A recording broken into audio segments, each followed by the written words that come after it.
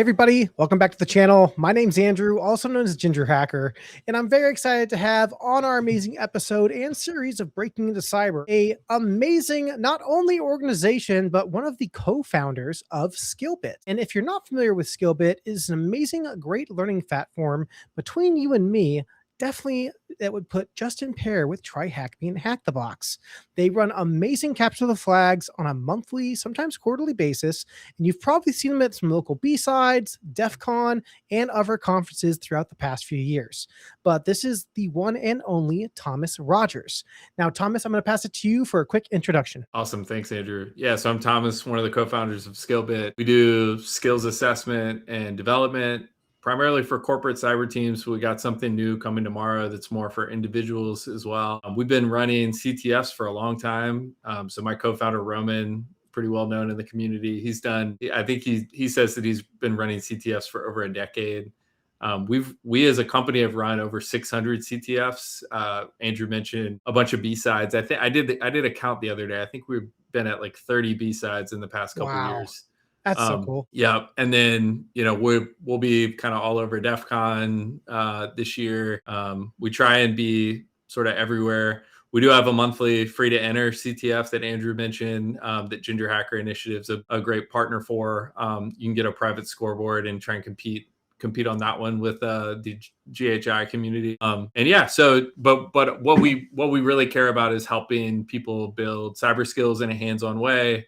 Our CTF style learning is like kind of the core to our company, and everything we really care about. So excited to talk about all that today. Well, Thomas, so glad to have you on the channel. And we're going to hit you with the first question we hit everybody with, which is the OG story. So obviously back in school, we have our career days where our teachers give us that question of what do you want to be when you grow up? We say doctors, lawyers, physicians, veterinarians, famous basketball, football players, but obviously we got into the cyber realm. So would love to kind of hear your story of kind of how you got to where you are today and how you broke into cyber. Yeah, for sure. So, and actually I wanted to be a professional athlete when I was growing up. So you can't tell camera, I'm 6'6", so I got to be pretty tall. I played basketball a little bit, and then I played some baseball too, but I think similar to everyone else, like very roundabout way of getting into cyber. I've been in tech for like over a decade now, but kind of varying levels of depth with that. A lot of it was like kind of high level operational, and then like, cause I think for most people, you don't really like know what you want to do until you try something and realize, oh, I didn't like that.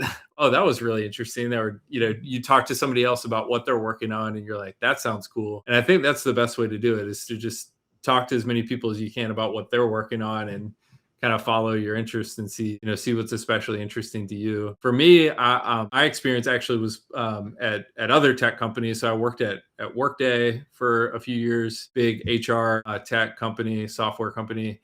And I think in that environment, what was really interesting to me is just how companies and big corporations use technology to make work better for individuals. And that's where I like kind of see the parallel with what we're doing at Skillbit and in cybersecurity in general. So much of what makes work bearable, especially in like the high pressure world of cyber, is the environment you're in, the people you're working with, your manager, the type of work you're doing, and then also like, what's my career path? Like, how do I feel about like the way I can develop in my career? Is this a place that I feel values me? And so that's a big part of like, the things that like the HR tech world is trying to solve. And so we sort of see some parallels with that with us too. We've also done 20 episodes of a podcast of our own called the Cyber Talent Series, where we interview people who are in like leadership roles in cyber, and everyone has like a different career path to get in. So it is really, yep. I think the main thing, I said I have an unconventional path to get into cyber. I think the thing about cyber is like being unconventional is the conventional path. It's so funny because I think just like you said, like there's not like I went to school, then I got my Sec Plus, and I got into cyber, and I've been here for decades. It's exactly that. It's like those that are kind of curious, they have questions, they like to break things. I think just like you said, I think it's probably getting into any career too. It's like there's so many different paths you can go down to also for cyber. So it's like you can be a dev, you can be a back-end dev, front-end dev, you can be a system admin, red teamer, purple team, compliance. And it's finding that right niche with the thing you like to do, and then obviously just getting your skills up to kind of get better into it. So, well, it would be going without saying, but we kind of mentioned at the beginning though that there's obviously tons of different ways you can kind of skill up or get better at when you're trying to break into cyber. And I know you kind of mentioned you have some exciting things coming here in the next day or so. Not sure if you're up to talk about it, but what would be some things that some users would be looking forward to with these new releasable updates that Skillbit has coming out to individuals? I think we've always tried to like make stuff available. So if you are trying to like learn something new, build new skills, I mean, even if you're just like looking to try new like CTF challenges.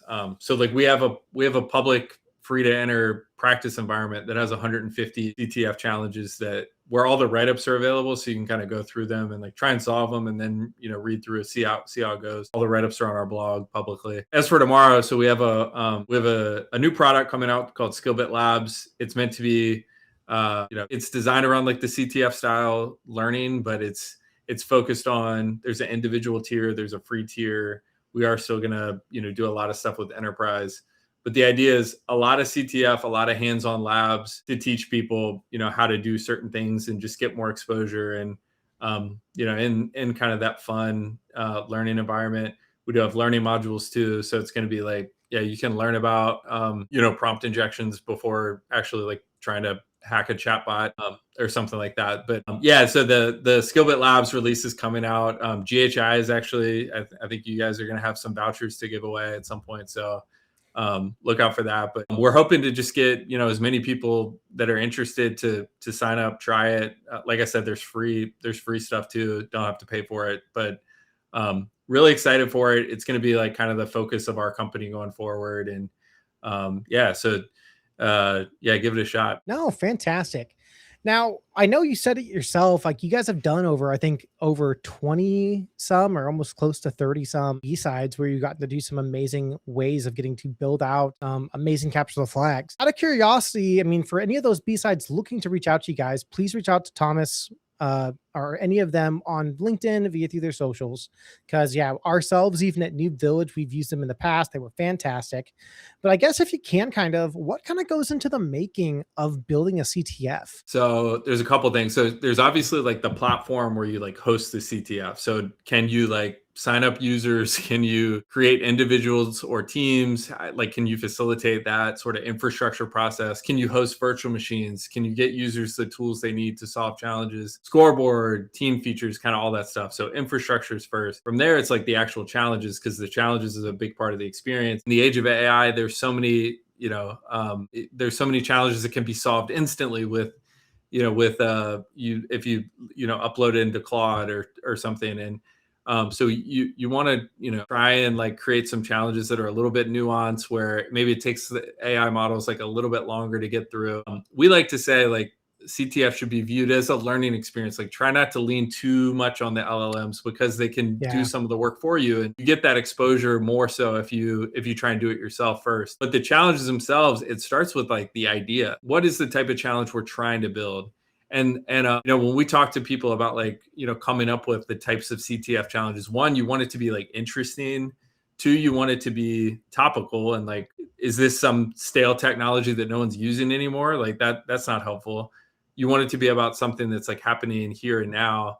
And then three, you want it to be realistic. So it's like, you could have it be, some exploit on like a bank app or something.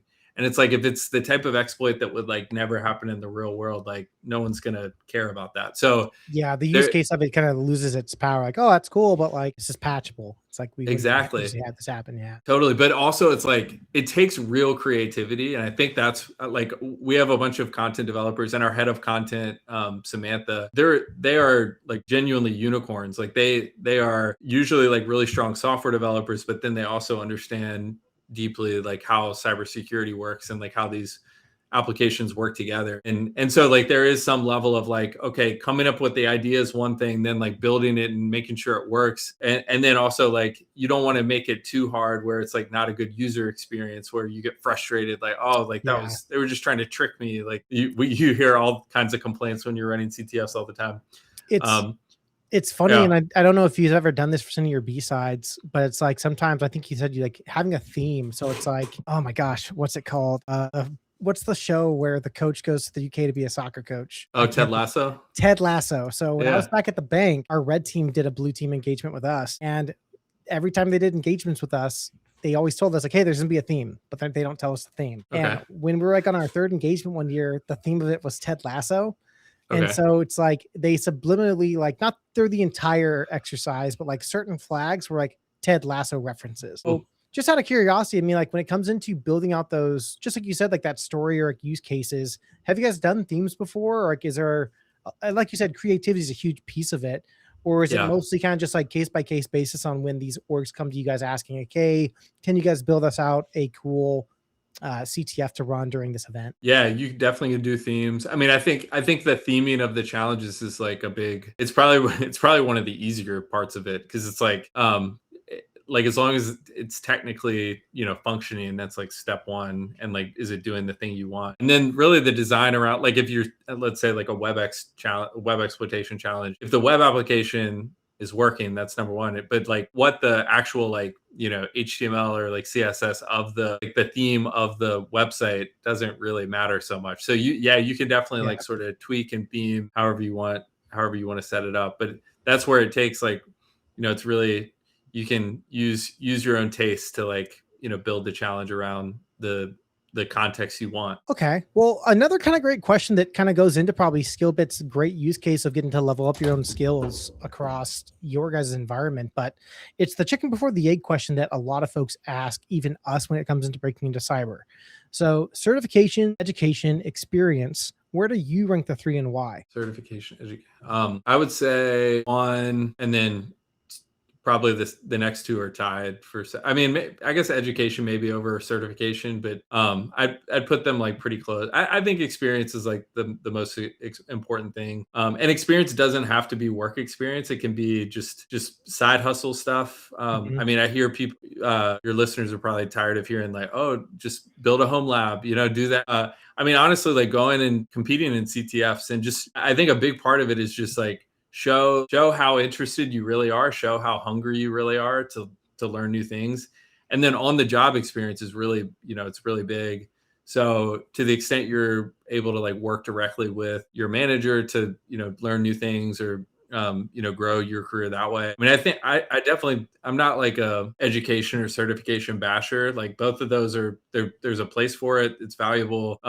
As long as you don't approach each of those as like a silver bullet where you can, this is going to solve all my problems. If I just get this degree, it's like, it's too expensive. It takes too long. It's not going to do everything by itself. But if you treat it as like one of the 5 or 6 things that I can do to move my career forward, I think it's very valuable. Yeah, I tell people the same thing. Like obviously experience is going to trump it, because if you can show you can do the job, what the certifications education are, sometimes I'll say it's like an HR requirement, HR algorithm to hit that HR checkbox.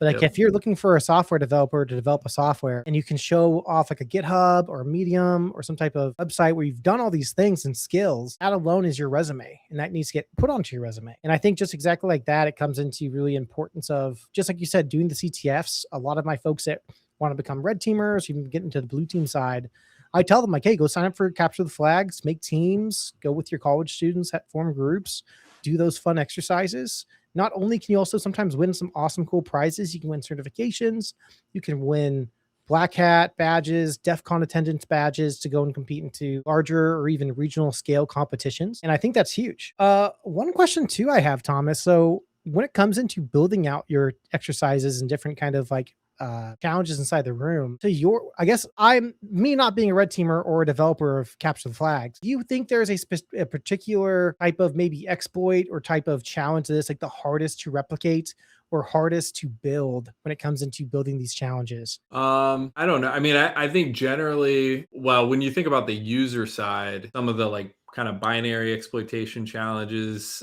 some of the like more advanced like web exploitation, reverse engineering, I think any of the ones where you're required to use, to download something to build like sort of an external interface or app or of some kind, like those are those can be tricky, and also just like making sure they work. Like I said, the combination of like, does it work, and like, does it make sense? Like, is this how it would actually work in real life? So the more complex you build them, the more challenging they get. And then sort of on the easier side, obviously, like we have some challenges of like, actually one of our developers like took a picture on their way back of an airport on the way back from DEF CON last year, and we made an OSINT challenge from it. And it's like, so those are obviously a little easier to make, but Yeah. It's totally dependent. And I'd say for the most part, like it is, the easier it is to solve, it probably was easier to build as well. So it kind of It goes into what you said too, of like that user experience. Like you don't want it too hard to be like, this is so frustrating and like too confusing to where it's like a stump to chump, but then you don't want it too easy where it's like, this wasn't even a challenge. So it's like finding that perfect medium of like, hey, like you need to download a Ghidra or download this external tool. I'll do a little bit of research, tac help, learn to make sure you understand how to use it, and then actually implement it to get your solution. I think it's a huge win-win, because I think what it's also showing those users is, one, you're not just handing them a flag or handing them that solution, because it's not too simple, but it gets them into a new tool, lets them get the opportunity to learn a new concept, to then actually get to try something. And then obviously taking notes on any of these capture the flags is dire important. Is what I tell people, like, hey, document, because you see it in one CTF, you might see it in another. It could be something where it compiles, where it's like a continuum of like, hey, you did this during part 1, we're now in part 7. I'll combine all these 3 things to hit this next flag. But no, that's fantastic. That's awesome. When I think that's like the thing about, building it, just like building a career in cyber, and like proving, like, building skills and learning new things, like on the job, even as you go through and like complete a task at work, like documenting things well and making sure you really understand it. And you're not just like, okay, my boss asked me to do this and I finished it. It's like, how well can you really like understand, like, why are we doing this? Even just like understanding the purpose and the context behind why you're doing something. I think that's a good like application of real world to like a CTF, because like, you can build, like, the write-ups that we provide for like how to solve a challenge are pretty in depth for the most part. And so taking that and sort of like applying that to work, like I'm gonna basically like do a write-up for this task that I'm going through and like solving, and like, this problem that my boss gave me to solve. It's like I think that's like a really practical way to approach, like, I'm going to learn and develop something new and build a skill. I think it's funny because some people don't realize this, but when you're writing out these write-ups, ideally you're building SOPs. So I tell people, like, look, like if in technical writing is still such a sought after position or title or kind of extra duty that you can really stand out on your team with. Because exactly like you said, like if your boss asks you to do something that seems to be a repetitive task, 1, see if you can automate it, get Python involved. But 2, if you can't, document it. And that way you can share it with your team, build out an SOP. And not only are you now helping out everyone on your team and your org, to where whether you stay for that org or you leave, if you've built something now that's long lasting until it changes. But 2, I think one of my best ways of learning is hands-on. I have to go into a system. I have to touch stuff. I have to try it. I'm not the kind of person that can like just listen to it, watch someone do it. I need to be fingers on keys, making mistakes, writing out my process. Because I know, like myself and probably some other folks too, you could give me an entire write-up that says, hey, step 1, turn on the VM. And I'll still not be able to do it unless I take that SOP write-up that was provided to me and almost like translate it so that I understand it. Not that some SOPs and write-ups are not understandable, but just everyone learns a different way. And it's always nice to see. Tell people that, look, always give it a shot first by yourself, but never be embarrassed to use a write-up to walk yourself through a challenge. Because then you can always reset the box and then just try to do it yourself and use the notes you made to then go through the whole process again. And now you've learned it. So that's fantastic. You can take like that write-up and apply it to like another challenge that's like not the same. So you're applying something.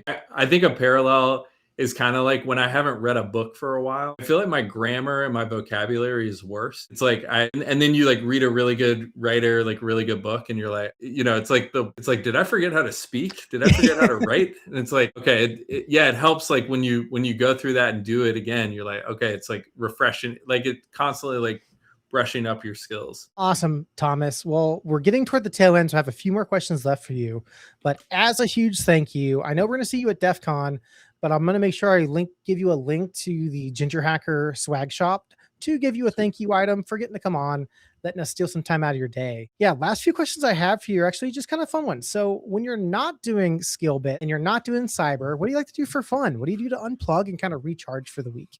So I have 3 kids. I think they're about the same age as your kids. So Yep. mine are 5 and under.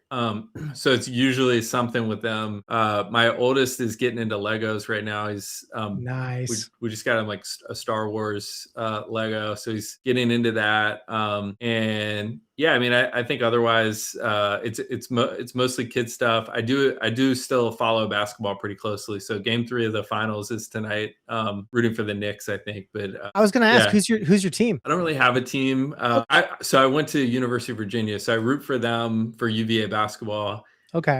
In the NBA, I'm just kind of a general fan. I have people that I hate watch, but otherwise, I'll root for the Knicks right now, though. Awesome, man. I'm Arizona everything, man. So I got my sons. It's a sometimes the Arizona teams are hard to follow though, man, because our Cardinals football team, man, like I can make money if I bet on them every single time to lose, but I always want them to win the Super Bowl every year. It's funny, the contract. I saw someone posting about the Rams just traded for Myles Garrett, and they were like the contrast of like the Rams getting the best defensive player in football and the Cardinals having Jacoby Brissett hold out quarterback. Like, oh man, you'll get a good draft pick next year. One of these years we'll win. We'll go for Super Bowl again, man.